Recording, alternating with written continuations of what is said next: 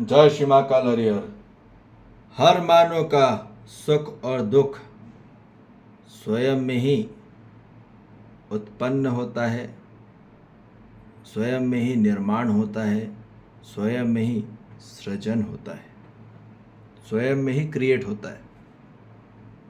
ठीक, ये कहीं बाहर से नहीं आता, सुविधाओं से सुख नहीं आता और न ही उसी से दुख आता है। एक बात ध्यान रख लेना, सुख और दुख जो आता है संबंध से आता है और संपर्क से आता है। जब मानव के जीवन में संबंध के निर्वाह नहीं हो पाती और उसकी उपयोगिता नहीं हो पाती और उसकी संपूर्णता स्वरूप में निर्वाह नहीं हो पाता, संपर्क नहीं हो पाता या संबंध का निर्वाह नहीं हो पाता निरंतरता स्वरूप में, निश्चिंतता स्वरूप में, इसलिए ही हर मानव जाति को सुख और दुख घटित होता है। ये बात निश्चित है। सुख दुख का गणेश जी से लेना देना नहीं है। सुख दुख का शिव जी से लेना देना नहीं है। सुख दुख का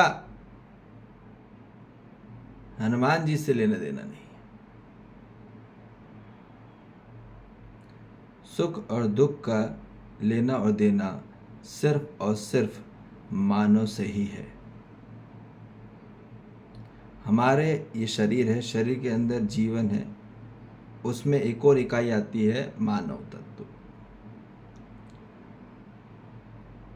मानव किस दिशा में है उस पर निर्भर करता है। तो यहां बताया जा रहा है कि जागृत मानव जो कि देव श्रेणी में होते हैं, देव पद्धति में होते हैं, और वो ही पहले सुख को साध लेता है अपनी साधना द्वारा, अध्ययन द्वारा, अभ्यास द्वारा, अनुभव द्वारा, और उन्हीं से ही जीवन में सुख को करता है। फिर वो सुख को जीते हैं और हर मानव जाति को सुख प्रोवाइड कराते हैं, सुख प्रदान कराते हैं। क्या है सुख, असली सुख वो बताते हैं। वो ये नहीं बताते कि सुविधा अधिकारों में सुख है, प्रिय हित लाभ में सुख नहीं है, न्याय धर्म सत्य में सुख है। ये बात समझ में आ जाए हर मानव जाति को कि वो प्रिय हित लाभ में न जाए, अपने जीवन में न्याय धर्म सत्य को पहचानने से ही सुख दुख होगा, सुख को प्राप्त करेगा। और जो दुखी रहता है मानव, वो प्रिय हित लाभ को लेके हो जाता है। समझ में आ रही बात? तो जागृत देव मानव द्वारा ही हर मानव जाति के जीवन में से दुख को हर लेता है। वो दुख हट जाता है। जैसी सुख आता है तो दुख अपने आप विलय हो जाता है, वो विसर्जित हो जाता है।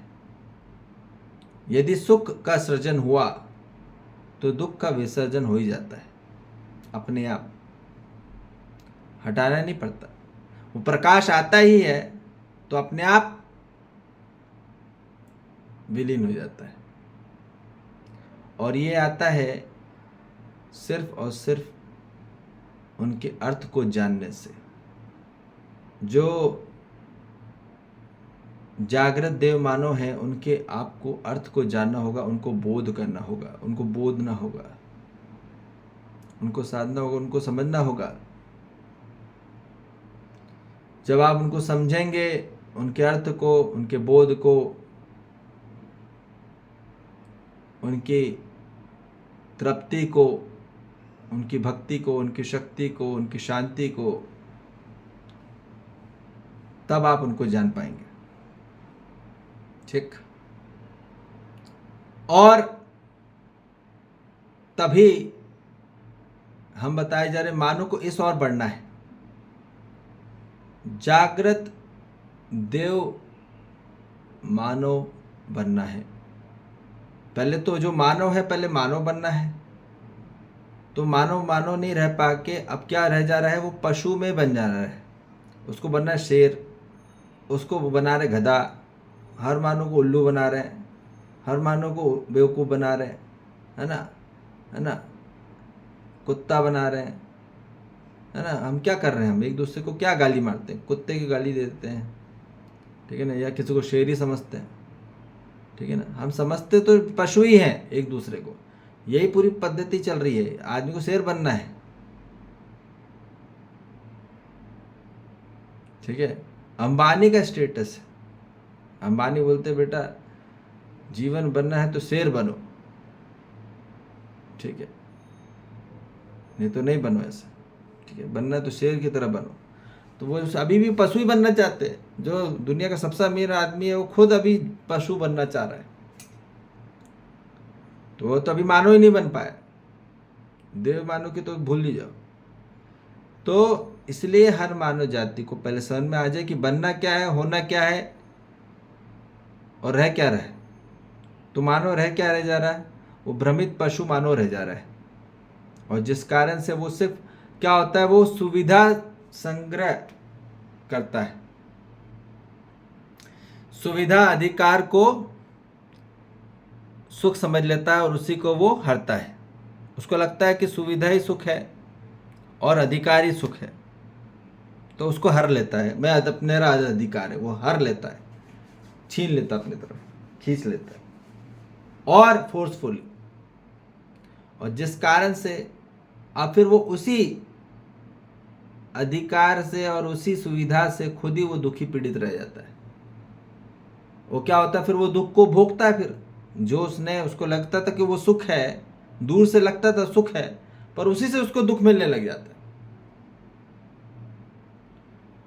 जो इल्यूशनरी, मायावी, अज्ञानी और अंधकार रूप में उसने उसको ग्रहण कर लिया और उसको लगा कि वही सुख है, और उसी से वो उसको अविद्या प्राप्त हुई और वो फिर परेशान रहा और लड़ाई झगड़ा कर रहा है, मानो घृणा कर रहा है, निंदा कर रहा है, शिकायत कर रहा है, भाव कर रहा है। ये सब पूरी चल रहा है उसका जीवन में, और उसी से वो फिर परेशान हो रहा है, तनावग्रस्त हो रहा है, और फिर वही दुख को भोगता रहता है। और दुख को भोग के फिर क्या करेगा। तो इसलिए दुख पूरा भोगता रहता है आदमी, ये बात निश्चित है। और दुख को फिर करता है, जैसे उसने दुख भोग रहा है, यदि दुख उसके अंदर चल रहा है, भोग रहा है, तो वो दुख ही करेगा ना, फिर दुख करता हो जाता है वो। तो इतना बस हमको ध्यान में आ जाए बात कि सुख और दुख भगवान से लेना देना नहीं है, सुख और दुख मानव से लेना देना है। मानव से ही सुख मिलता है, मानव से ही दुख मिल जाता है। बात समझ में आ रही।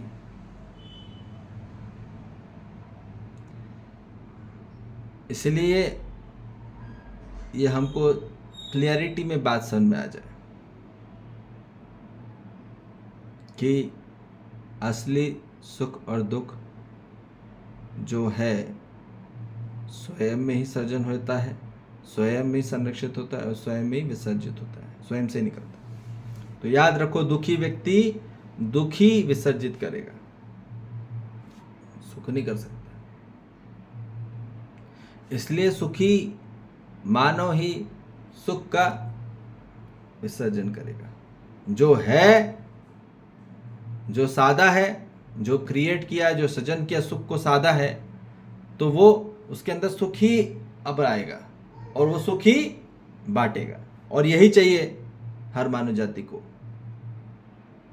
जागृत मानव के संबंध में आना होगा, संपर्क में आना होगा और उनके संग में होना होगा। भ्रमित मानव के संबंध और संपर्क में रहेंगे तो खुद ही विचलित हो जाएंगे, तो भी परेशान में रह जाएंगे। ठीक है, तो इसलिए अब जागृत देव मानव के संपर्क में आइए और संग में आइए। ठीक है जी, जय श्री महाकाल, हरिहर।